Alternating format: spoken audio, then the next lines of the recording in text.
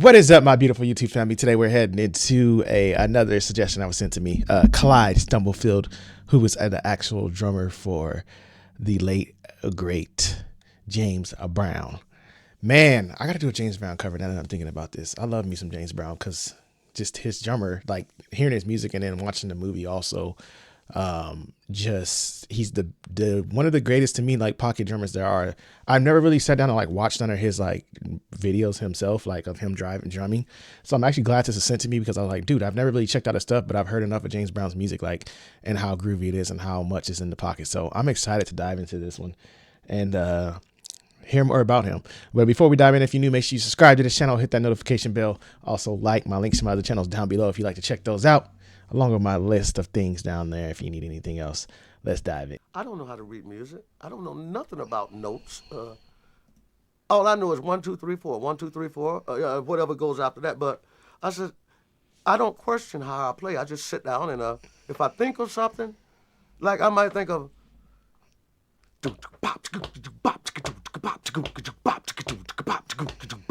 and that's just what I just done. That's the way I gotta play. I gotta hear that on the drums. Or I might play. See, I gotta hear that, but I know I can do it. If I can hum it, I can play it. So. These are my favorite type of musicians back in the day, and this is how my dad came up. Once again, for those who've been with me a long time, you know the story, but the new subscribers, my dad is my biggest music influence, and he plays organ keyboard, and he's been playing self-taught since he was about 12, 13 years old. Same way as him, like just hearing it by ear and just going with it, and he still plays that way till this day. Like he knows the keys like F, A, whatever they're in, B sharp, whatever, and he just duplicates it once he hears it. It's just he just plays naturally, and it's amazing till this day to see him play. You know, he's now 60, and you know, seeing him play at the level he still plays at after hearing something is just beyond me. Like it's crazy. And I got lucky. I was able to actually, like, I went to music school, like not music school in college, but I went through band through my elementary, junior high, and high school years. So I got the luxury of learning how to read, and then also learning by ear also. But I was self-taught first on the drums, you know, by ear. And then I got into music around like 6th grade. And that's when I started learning how to read. But I did not pick up drums first on reading music. I actually played trumpet. And I didn't actually learn how to read drums to the end of my 6th grade year and in junior high is when I really got dialed in on learning how to read. So that's where it really started with me. So like I'll always take my hats off to these type of musicians because it's just crazy to know that. So that's the way I think. 1, 2, 3.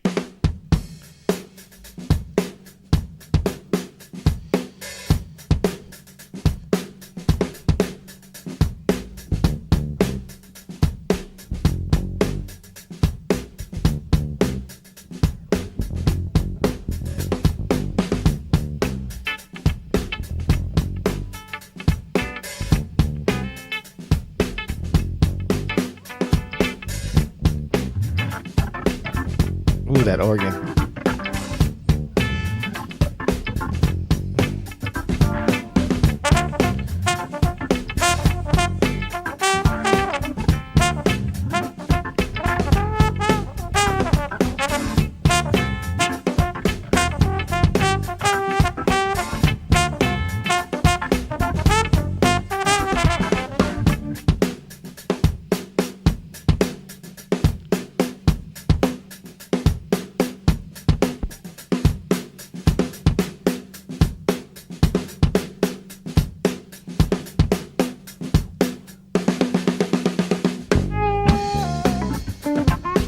Just pocket, man.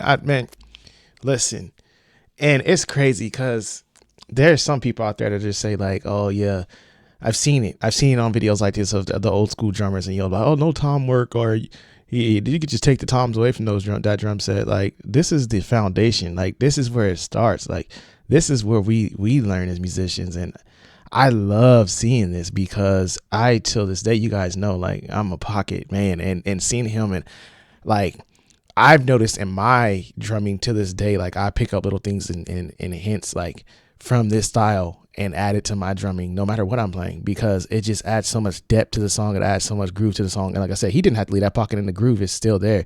And it's still, like I said, you still get a fantastic song out of it. You don't need all that extras every time.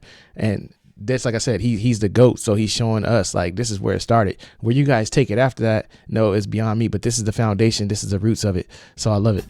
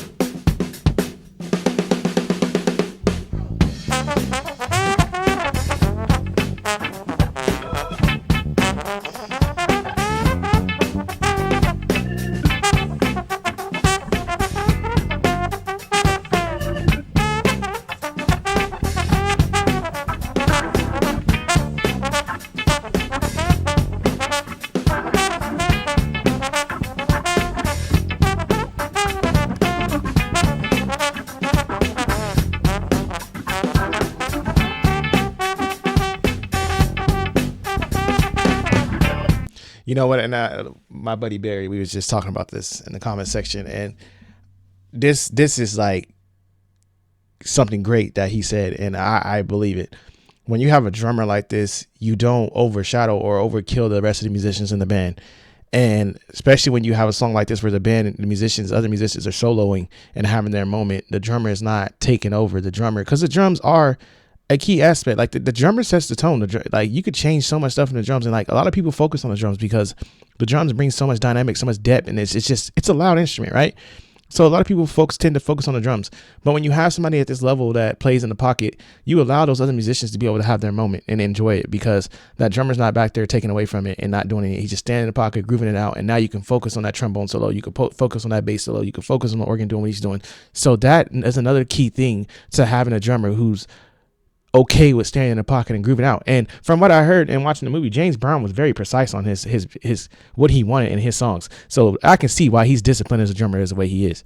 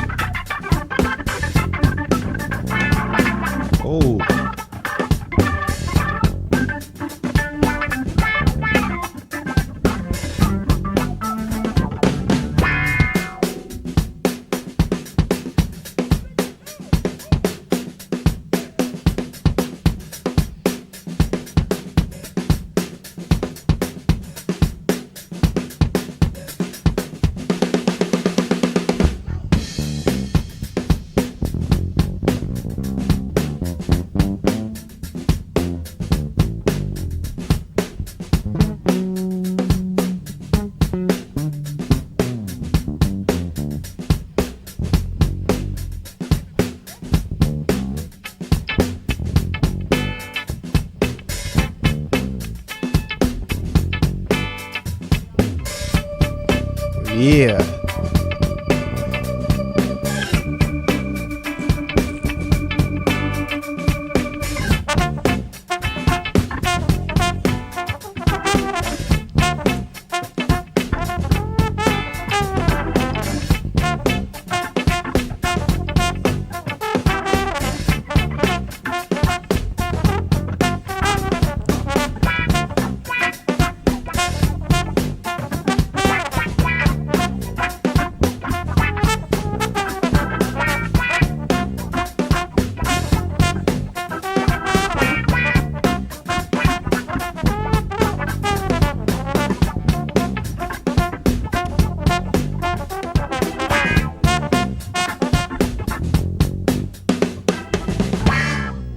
Sick.